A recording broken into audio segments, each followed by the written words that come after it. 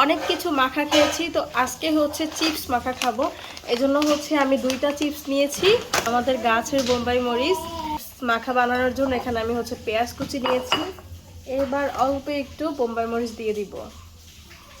বোম্বাই মরিচগুলো অনেক ঝাল, এজন্য আমি একটু অল্প অল্প দিয়ে দিব।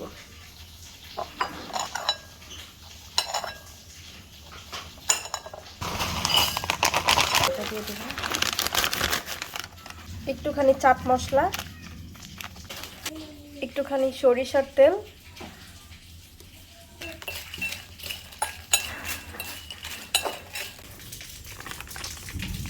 চিপস মাখা বানানো শেষ। এবার হচ্ছে খেয়ে দেখবো কেমন হয়েছে। কাঁচা চামচ দিয়ে তো উঠেই না।